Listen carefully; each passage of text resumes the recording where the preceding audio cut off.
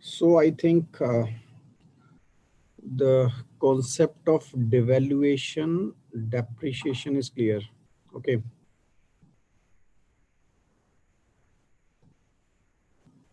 One more thing.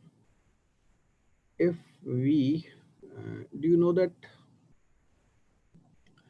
if I am saying that the currency is either devalued, okay, I'm taking devalued currency. What will be its impact upon exports? If the currency is weakened, then what will be the impact of it on the exports?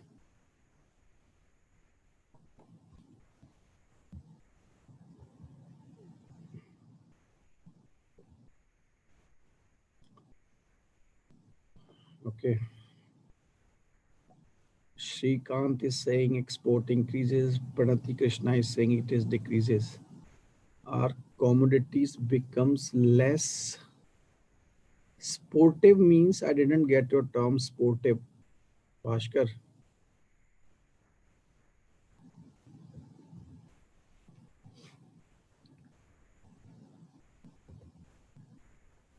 Uh, so how many of you are think that Pranati, our demand becomes decrease in that market? Okay, that means you are saying that it will be decrease. Okay, you are with Pranati Krishna. Okay. So most export increases. Sita is saying exporting is competitive with other countries means of trade increases. Competitiveness, Srikant is saying increases. Okay. Export. So most of the people are for export, increase in the exports. Correct. Yes, exports will definitely increase. Let me try to make you understand with a simple example.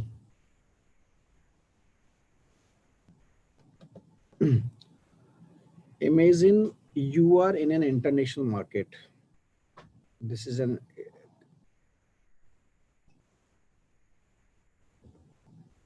if money value decrease, people tend to buy more with low cost, right? More with low cost. Uh, okay. See that actually, are you referring to the within the country? What do you mean by with low cost, right? With low cost.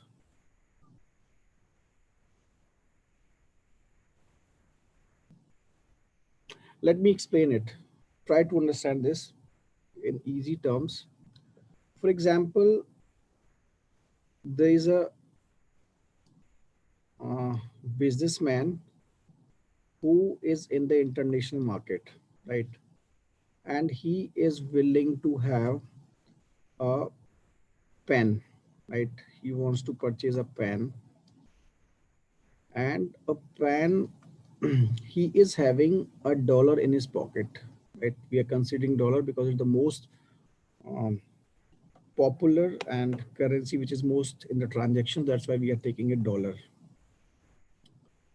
Now, what happens that when this person he went on Monday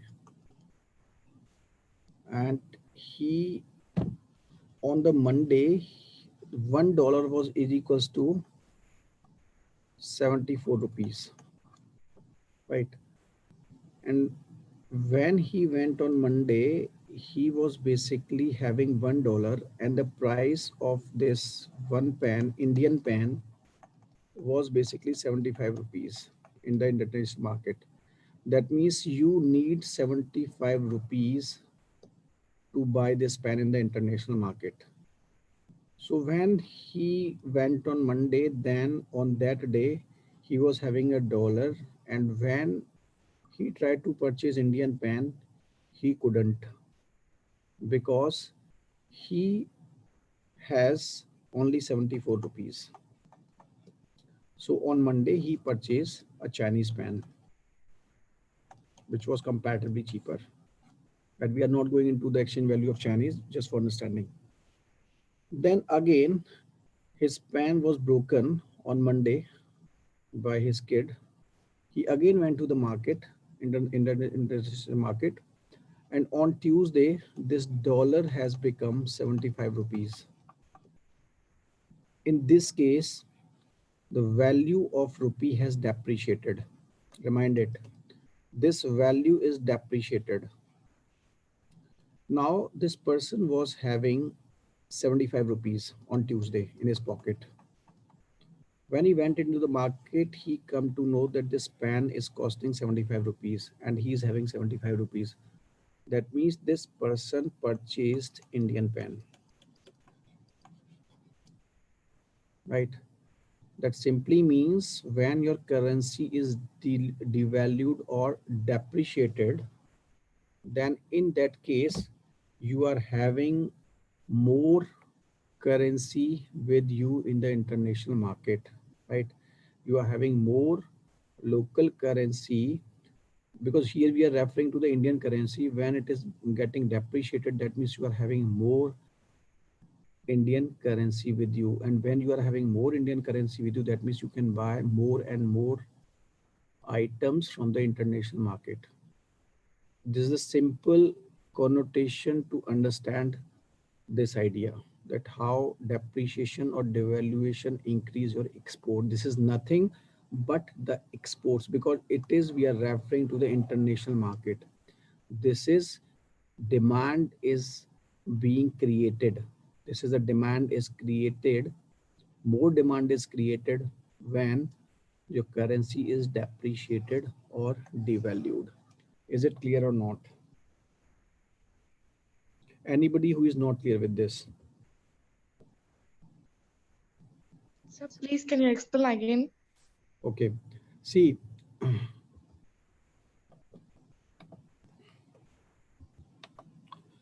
I am saying that you are into an international market. First thing, that we are in an international market. It's not the Indian market. In that market, you are having a single dollar, right? And you went on Monday in the international market to purchase a pen, simple, right? And there were n number of options, right? But your preference was for Indian, either Indian or Chinese. So on the very first day, and the value of pen is fixed of 75 rupees, right? So when on Monday, $1 was having exchange rate of 74 rupees, right? Now, when you went to the market on Monday, then you come to know, you transact, you exchange this dollar with rupee, then you were having 75 rupees with you, right? That means when you went to the market, the pen was costing 75 and you were having 74. That means you cannot purchase this pen. You cannot purchase this pen because it was costing 75 and you were having 74 rupees. On Tuesday, when you went on Tuesday, then what happens? Your money, your currency, Indian currency depreciated from 74 to 75. Is it clear that 75, if the value is getting 75, then it is depreciating? First, is it clear or not? That 74 to 75 is basically depreciation of currency. Yes, sir. Right. So now in the second case on Tuesday, this value was depreciated to 75. And when it was depreciated, then you again went into the market. When you went into the market on Tuesday, then you come to know that you were having, you again transacted dollar with you and you were having 75 rupees in your pocket. So on first day, that is Monday, you were having 74 rupees. On second day, you were having 75 rupees. And on second day, this 75 rupees, your pen was costing 75 rupees. That means when your value of your currency is depreciating, that means you are having more money in your pocket in the international market. Because here we are referring to export and import reference. So we are considering international market in this case. Right? So in the depreciation means you are having more of your currency, right? If it was appreciating, then this value might be 73, right? So if you see this case, you are having 75 rupees. In the second case, that means you are having enough money to purchase Indian pan, right? So with the depreciation or devaluation of the currency, you are having more of the currency which has depreciated or devalued, and because you are having more of that currency, then you can buy more and more items of that particular country. So in this case, we have taken the case of India. So on Monday, he was having 74 rupees because $1 was trading at 74 rupees. On second day, $1 was trading at 75 rupees on Tuesday. So you were having more money with you. That is, you are having 1 rupee more in comparison to Monday. So you were in a position to purchase up Indian pen. That means it created demand of Indian pen in the international market. That means your exports increased. Now is it clear or not?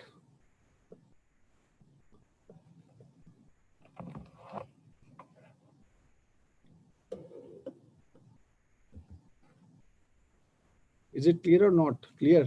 Okay. So this is how you have to understand this idea of depreciation and devaluation. If you reverse it, then the situation will be, for example, if it was a situation that you were on the very first day on Monday, if it was 75 rupees, right? That means on Monday, you were in a position to purchase Indian pen on Monday. Now your rupee appreciated to 74. Your rupee appreciated to 74 on Tuesday. That means you could not purchase this pen in the international market. That means your exports were down. So with appreciation, exports are down, while with depreciation, exports are up. So whenever you are hearing those political gimmicks, is it correct that when devaluation happens, our GDP increases as export increases? I am coming to that in the next slide. We will be discussing that why it increases. That we'll discuss. So whenever you are hearing that political gimmicks like that currency is depreciating, the value of getting down, it is not always harmful for the country, right? Because the depreciation is leading to increase in the exports. But yes, that depreciation should be within certain limits, right? Because depreciation is also telling you about the status of your economy, right? Because if more and more currency is the depreciation is high, if the depreciation is substantial, that means the currency is today is 74, 75, 76, and it is going on and on and on, right? That means it is breaching the limits. Then it is very harmful for the country because your value, okay, your exports are increasing, but it has certain limits. It has certain, because it is also telling you about the inflation at your home. And when inflation is taking place, then remember rear and near, right? Rear and near. Here, that concept will come into play. When inflation was increasing, then what was happening? You were saying that your imports were increasing, right? This we have also read that when your inflation is increasing in this case, because you have also to, when we were discussing about trilemma of RBI, it was about exchange rate, inflation, right? So, and growth. So when your inflation is increasing, right, you will say that will exports continue to increase? It will, but up to a certain limit, because it will also affect the inflation at home. And that inflation will ultimately promote the imports, right? So this is a very borderline, it's a very tough task to do, right? So this is basically the relationship between depreciation, devaluation, imports and exports. So be clear with this. Then what you have asked, that how, what is the impact of all these things? If there is depreciation and devaluation, that means exports are cheaper. Just explained. When exports are cheaper, that means you are promoting the exports. When you are increasing the exports, that means your current account balance of payment is increasing, right? And increased quantity of export means you are creating an increase in the demand. It is clear, because if your number of pen are exported more, then what it will do, it will lead to more demand, right? When there is more demand, then ultimately growth is improving. Because what is demand?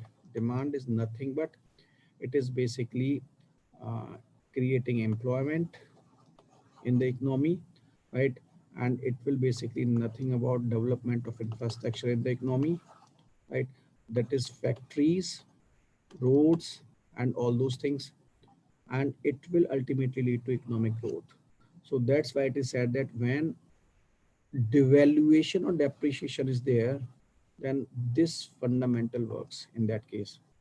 Secondly, if depreciation and devaluation is there, that means imports more expensive, because exports are getting cheaper. On the other hand, imports are expensive, right? So when imports are expensive, one thing is lower quantity of exports, right? Lower quantity of exports. And secondly, if imports are expensive, then inflation is higher.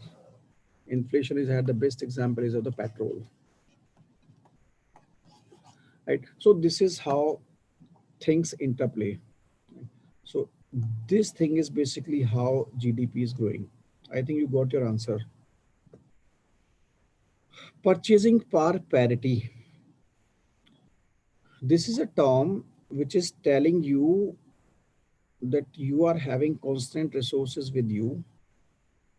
And if you are given those constant resources in the term of, for example, dollar, and you are asked to live your life, then in the constant resources, which country will provide you better quality of life, right? So if you see this,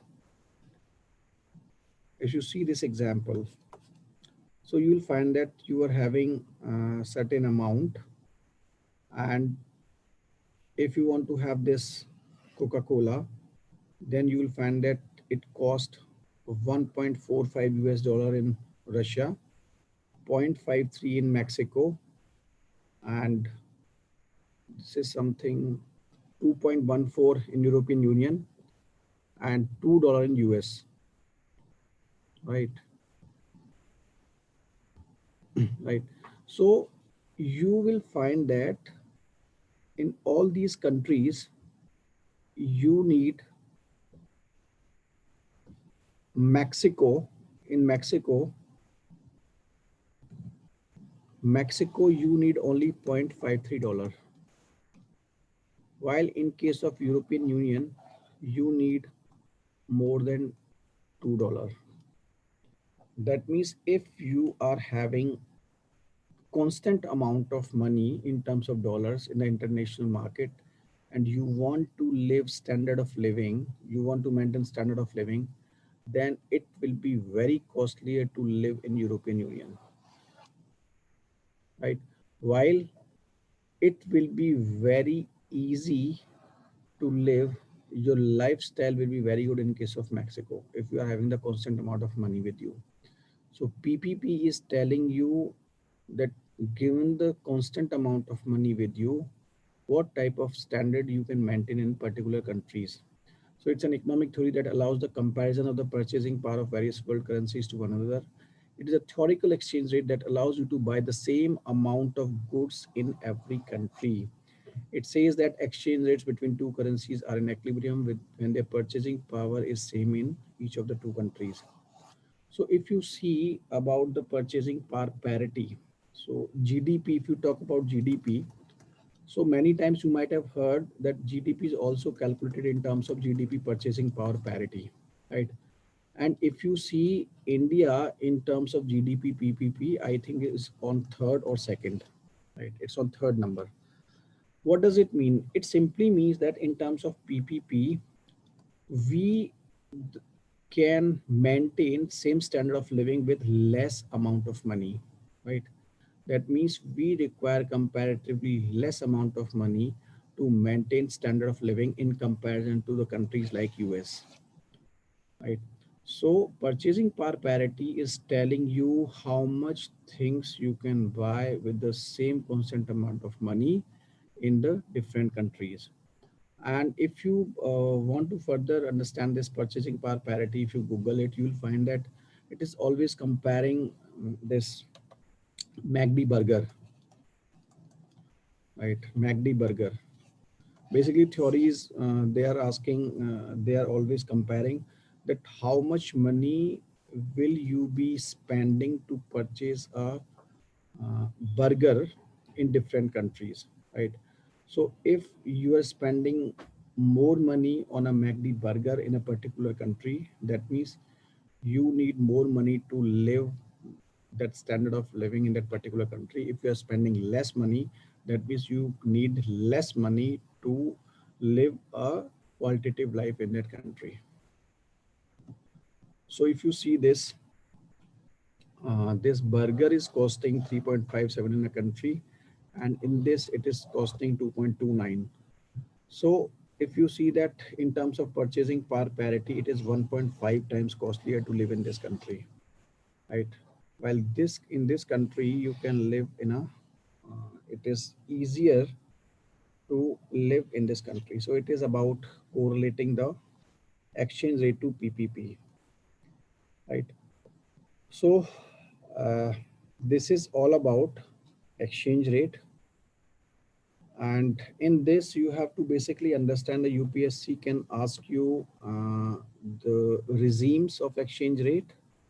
They can ask you what is floating, what is pegged. They can directly ask you these questions. They can ask you the concept of how this is affecting you, the idea of devaluation, depreciation with export import, this one.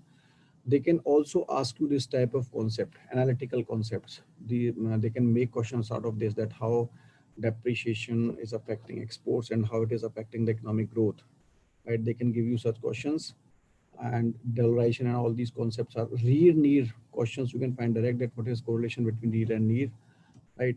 They can ask you questions out of this. So this is forex. You can also find questions if you are applying for this year. Most probably question can be asked on forex, because this is a hot topic, because of the consistent increase in the forex reserves of India, right? So this is all about your uh, exchange rate regimes. Any query?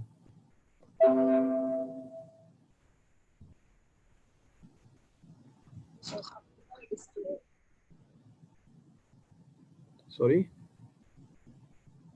It is clear. Okay.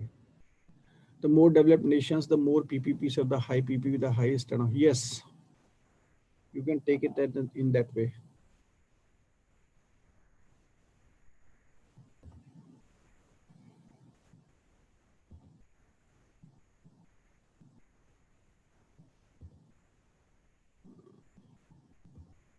Now we will be taking next thing, which is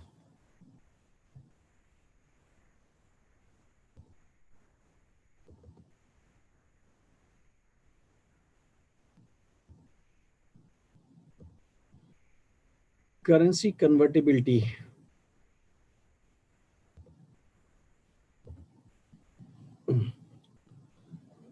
Any idea about the convertibility? कुछ है कुछ idea?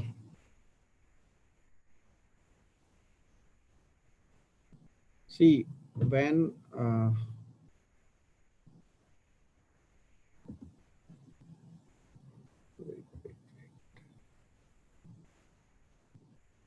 Sir, I have a question. please. Sir, just now you told that India stands in third place regarding GDP PPP, right? So standard of living is high or low, sir? It simply means that that you are having more resources in India in that comparison. PPP means higher GDP, means that initially what you are saying, that if you are talking normal GDP, then you, that means you are saying that our GDP in absolute terms is below them, right? But if you are talking in PPTP terms, then you are talking in terms of resources, right? That means resources means if you compare those resources, right, for standard of living and all that, all the resources, all the monetary value of all components, right? If it is compared, then we are number three in terms of resources, right? That means we are having we can live standard of living. That is GDP connotation is different.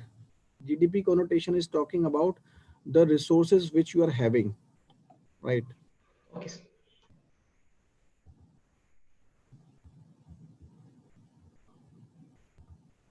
Currency convertibility.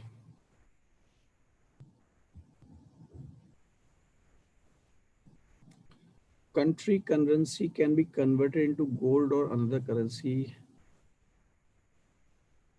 Why to okay, so you are saying that convertibility of currency.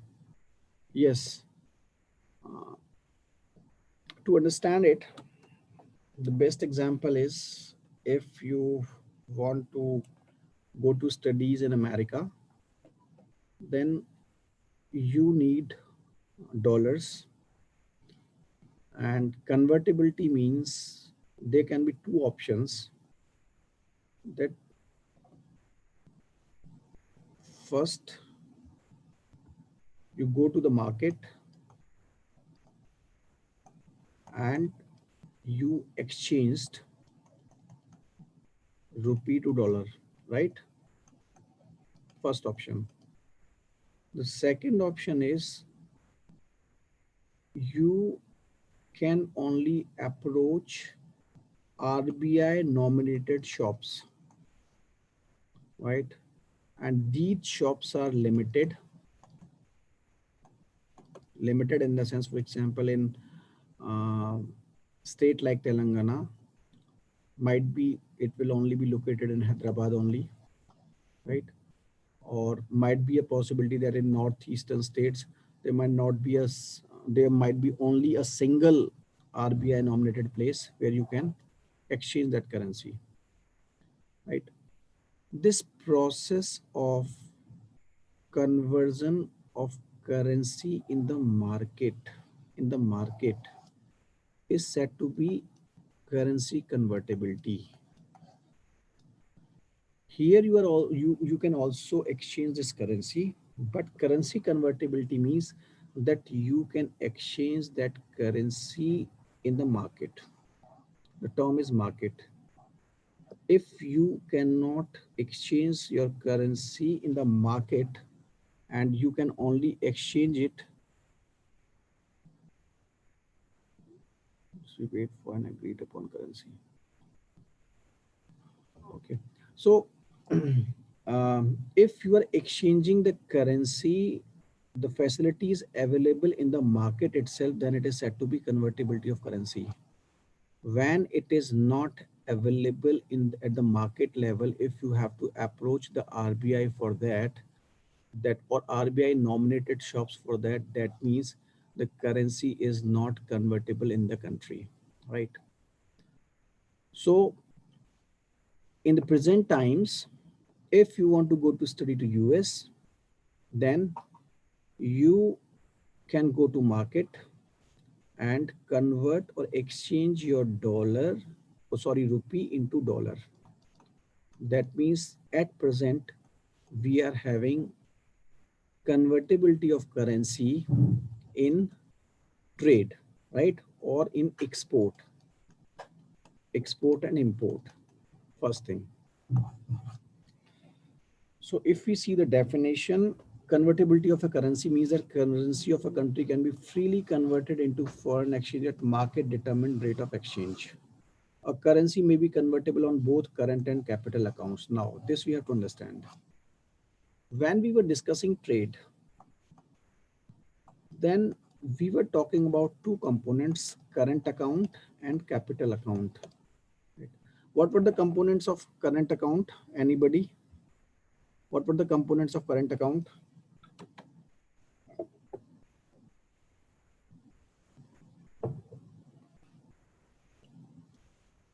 What were the components of current account in trade?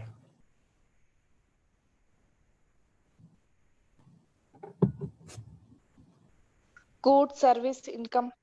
Trade in goods and services, visible and invisible. Very good. Right. So current account means if you are transfer payments. Okay. If you are doing trade, right? If you are doing trade in visibles and non-visibles. So if I say that convertibility is allowed on current account, that simply means that if you want to exchange your rupee for the purposes related to the current account, then you can exchange your money at market rate. While if you are trying to exchange your currency for the purposes mentioned in the capital account, that is FDI, FII, then it will be said to be capital account convertibility. So current account convertibility means freedom to convert domestic currency into foreign currency and vice versa to execute trade in goods and services.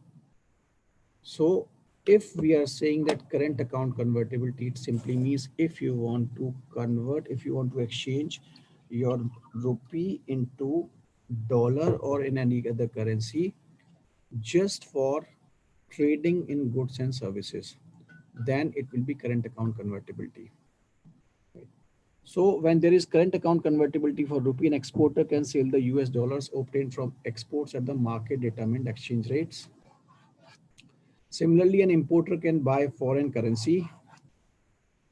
In India, there is full current account convertibility since to 1993.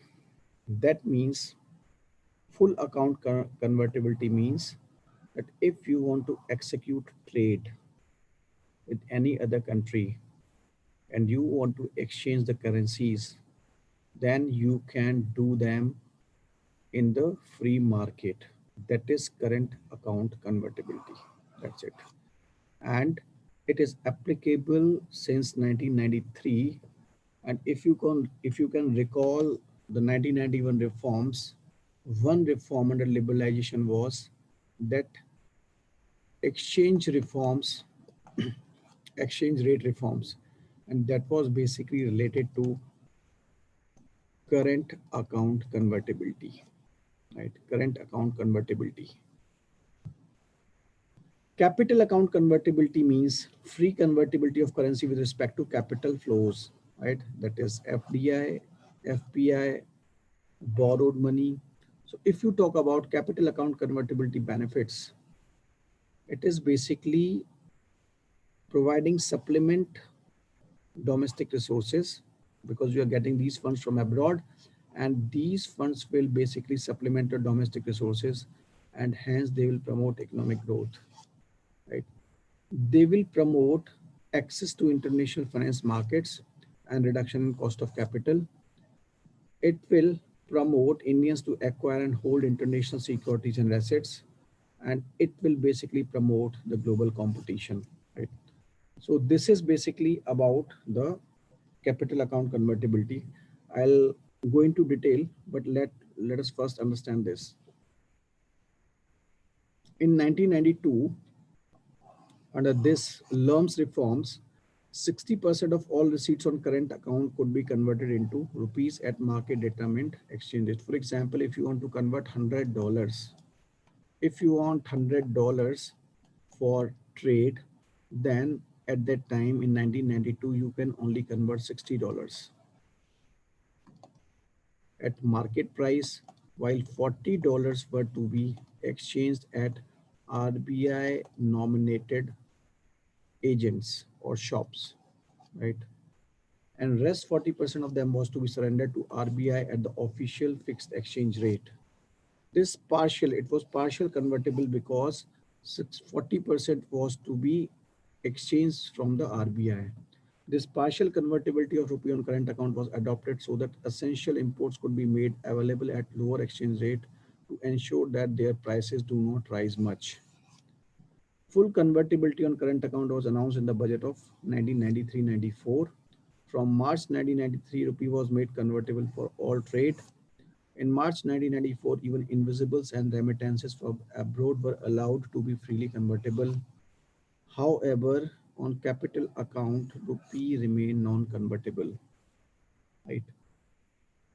So, given this scenario, after discussion, let me know that what are the benefits of capital account convertibility, and if these are the benefits of capital account convertibility, how do you view that capital account convertibility is not allowed in the Indian context?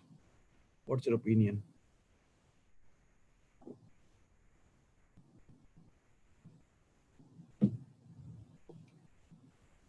Anyone?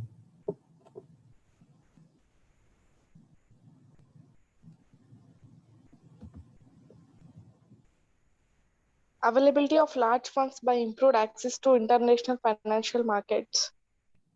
So it will benefit, it will be beneficial for country, na? And why it is not allowed? I'm asking if my question is that we have discussed the benefits of convertibility, that we will it will be the foreign capital is accessible, we will be having the funds and all that. My question is, if these are the benefits of full convertibility, full convertibility means convertibility for current account as well as the capital account, then why we are not having the capital account convertibility? Why we are not having the capital account convertibility, or why we are having the partial convertibility?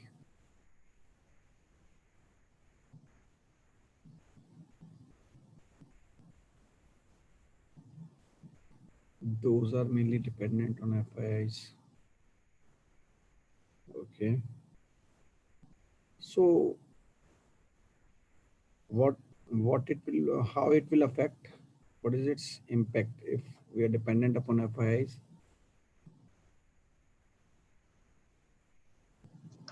The international movement of capital is not always free. Okay. Large inflow from the depreciate our domestic currency. Okay, this is also one of the point. Large inflow of foreign currencies depreciate our domestic currency. Okay. Inflation, they are first to escape. Very good. Uh, when crisis arise, very good. There was a crisis in Asia, very popularly known as Asian tiger crisis. Asian tigers crisis, or economic crisis of Asian tigers. Google it and read it.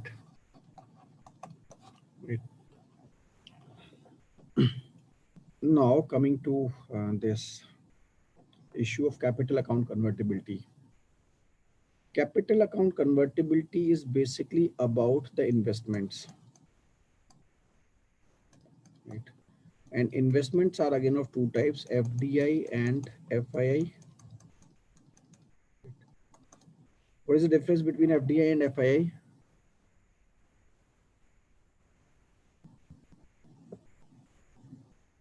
What is the more than 10% is FDI? Okay. Financial institution. Which type of investment is preferred, FDI or FII? Which type of investment is preferred, FDI? FDI. Sorry? FDI. Okay. FDI is preferred over FII, first thing. Secondly, FDI is nothing but FDI is investment in the assets. Simple. Assets means you are creating the permanent setups, permanent assets. For example, if any companies, if an investor is coming into your country and he wants to set up a factory, right? That means he's creating an asset. that is an example of FDI. And if he is coming only into your market, right, share market, then it is FII, right? Now, which is preferred? FDIs are preferred because the investor is investing into your assets. They are creating the assets. For example, if a person has invested into your for Hyderabad, right? If a company, if a factory has been set up in Hyderabad, then the investor has already invested. It's not like that he has created certain assets, and in any of the case, it's not like that he will move out, right, as and when he requires, because to wind up his operations he will need certain permissions. And as you know that in India it is very tough to close the your businesses than to start, right? So in the Indian context, and not only in the Indian context, if there is any investor who has created certain assets, it is very tough to the wind up their company or their investments. While in case of FIIs, the investor is investing into the share market, and within a click, right? Within a click, he can come out of the share market. That means there is high vulnerability in case of FI's investment, right? So I think when I was discussing P notes, right, and all these things, then I told you that it can create havocs in the share market because of the volatility. And if you see even from the last year during the time of pandemics, you will find that when in April when the share market was bleeding, that was basically because of the pull out of the FIIs. So if you see the share market, the vulnerability is only because of these FIIs, right? This is the first thing. So that is the reason to avoid that vulnerability, the governments are not allowing capital account convertibility.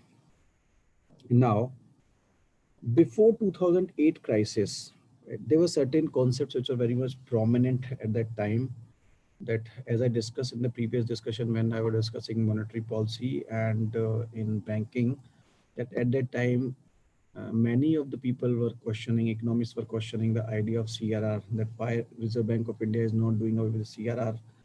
At that time, a very popular concept was of universal banking, right? And the third part, the economists were also of the opinion that India should allow capital account convertibility. Then came this 2008 recession. And after that, after the 2008 recession, it was very clear that the globe is vulnerable in the sense that if any economic instability is taking place in one corner of the world, then everybody is vulnerable, right? So because of that, the process of deglobalization started. And because of that, all such issues like capital account convertibility, because all such issues are related to the vulnerabilities, because uh, more the vulnerability, more such issues, more such things should be disallowed, right? So capital account convertibility definitely will provide you funds, will provide you better managements, right? And in a country like India where we are lacking infrastructure part, then it is very much the need of the hour, right? But you have to think that the basic question is that you need funds, right? And in the Indian context, we are having good savings, right? We are having good savings. Then only the issue is of the channelization of the local available funds, right? So rather than looking for these foreign funds, right, we should focus on the local funds, local available funds. Okay. And more than that, we should also focus upon the investment of our local businessmen.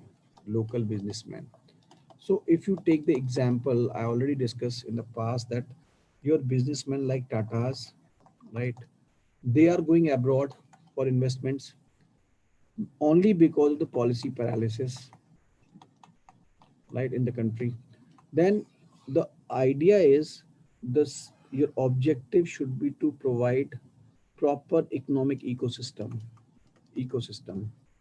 That ecosystem should promote these businessmen to invest in the country rather than going outside. So rather than, though it's okay that you will get the funds at cheaper rates because international interest rates are comparatively cheaper in comparison to India, and you will have more forex reserve because of these investments. But yes, it will make you more vulnerable. And given the situations across the world, vulnerabilities are getting higher. So at this point of time, it is advisable to continue with the existing regime. So this is the idea of the convertibility, a capital account convertibility, right? So if you talk about overall currency convertibility, then it promotes exports, right? Import substitution is nothing but exports. Incentive to send remittances from abroad, a self-balancing mechanism, specialization in accordance with comparative advantage, integration of world economy. What is this comparative advantage? So if you see all this, this is basically telling you about trade. That's why this is about current account convertibility. What is this idea of specialization in accordance with comparative advantage? What is this all about?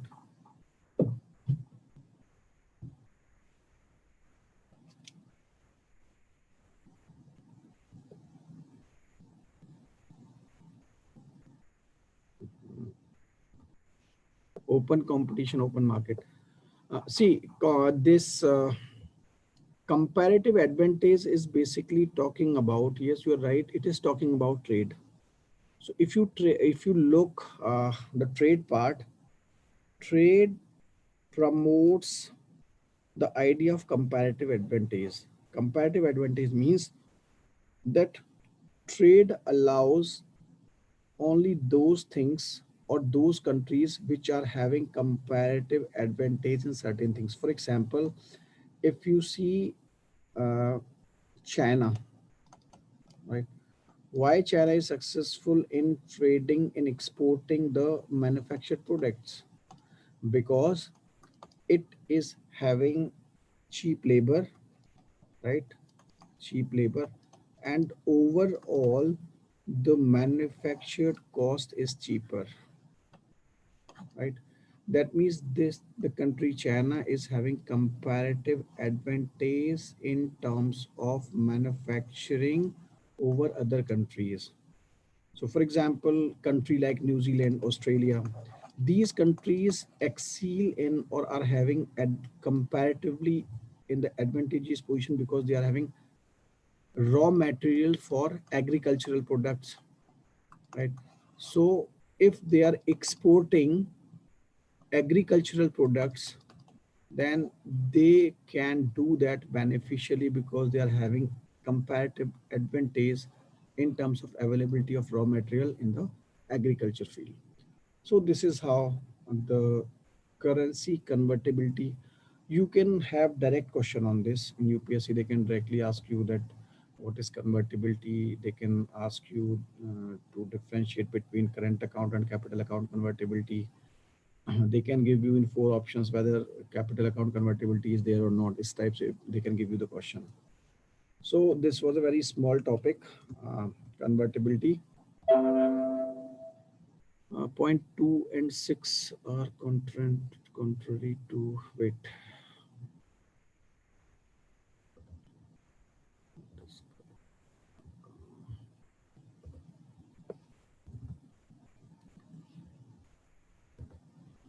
Point 2 is encouragement to integration of world economy. How they are contradictory? Point 2. Sir. No, Point. sir. It seemed to be. I don't know whether it is right or not. No, no, actually, see, integration of world economy means it is promoting globalization, right? And globalization is nothing but you are promoting trade, right? If you see the present scenario, what's happening prior to 2008, everybody was pro globalization, everybody was promoting trade.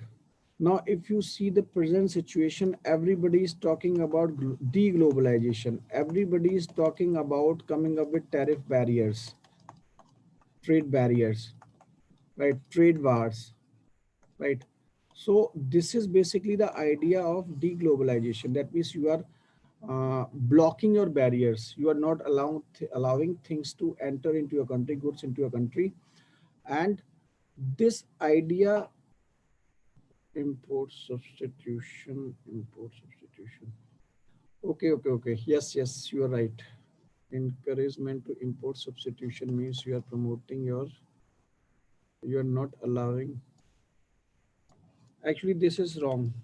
Right, you are right. Srikanth, you are right. Actually I take it in that manner.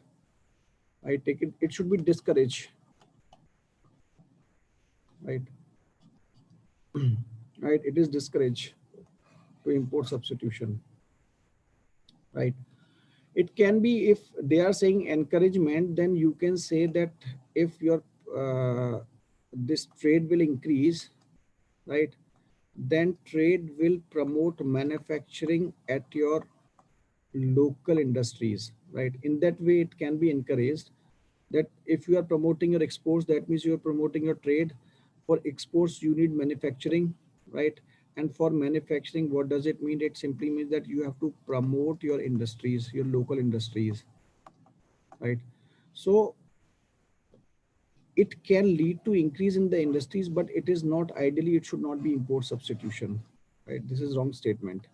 Ideally it should not be import substitution, rather it should be increase in the manufacturing in the country, or increase in the setup of the industries, right? Import substitution is not the correct word, right? Any other query?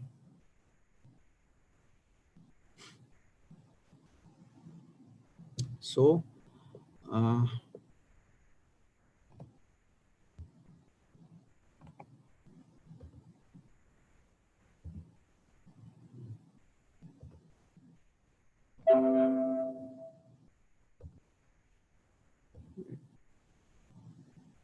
next I'll be starting with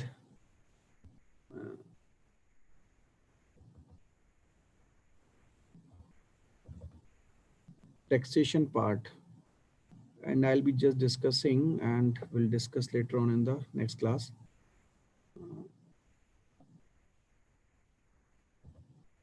Taxation. See, if we talk about taxation, so taxation, as we know, the importance of taxation, you might have heard a number of advertisements, like they are talking that roads are building, education institutes are building, health sector is developing, and from there that money is coming, that is basically coming from the taxpayers, right? That is the basically taxpayers money. So if you see the government is spending the money, right? So what the we were discussing about revenue expenditure, capital expenditure. So the basic source of these expenditure is the money coming from taxes, because this money is without any liability, right? While in other cases like capital revenue, there might be certain liability, but in the case of taxes part, there is no liability of the government. So it is the most reliable source of income to the government, because they are having no liability to pay it back, and it's part of revenue receipt. So when we were discussing revenue receipt, we discussed that there are two type, one tax, another non-tax, right?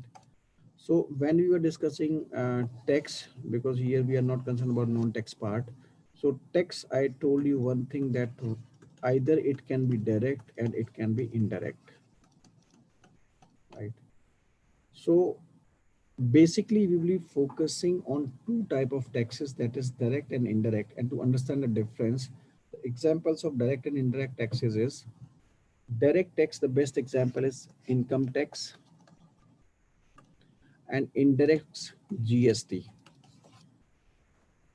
Why they are different? Why direct and indirect are different? In the sense that direct tax is paid by the person on which it is having an incidence. Means that if you see the income tax, then you will find that, for example, if your parents are in services, you will find it, or even if anybody amongst you is in the services, you will find that if you are Mr. X, and if you are paying, if you are supposed to pay tax to the government, then you can only pay tax to the government on your behalf. Nobody can pay tax on your behalf. Remind it. While in case of indirect tax, indirect tax is GST basically, for example. So what happens in GST? For example, you went to purchase a medicine from a shop, from the pharmacy, and that person gave you the medicine of 120 rupees. Out of this 120 rupees, for example, 112 was the cost of medicine and 8 rupees were against the taxes, GST, for example. Now imagine that this wholesaler has already paid this 8 rupees to the government. Remind it. And for example, this was medicine, somewhat medicine A, and you went to purchase it, then you were liable to pay this 8 rupees to this wholesaler. Now, if this medicine you didn't want to purchase this medicine was purchased by someone B, then this 8 rupees were to be paid by Mr. B. If this medicine was purchased by Mr. C, then this 8 rupees were to be paid by Mr. C. Now see, this tax, this 8 rupees tax is being paid by this wholesaler on the behalf of either A or B or C, depending upon who is purchasing the medicine. That means in the case of direct, you were paying the tax, while in case of this, ultimately who has to pay? Ultimately either A, B or C has to pay, but who is paying or who has paid? Wholesaler has paid. That means somebody has paid on your behalf. That is indirect. Ultimately you have to pay C, B, A, right? Either A or B or C will pay ultimately, but it has already been paid by the wholesaler on your behalf. That is indirect, right? So this is the difference between direct and indirect tax. We'll continue tomorrow. Any query, right? So this is the difference between direct and indirect. We'll continue tomorrow, right? Thank you. Bhaskar, write the question in the group, right? I'll answer it there.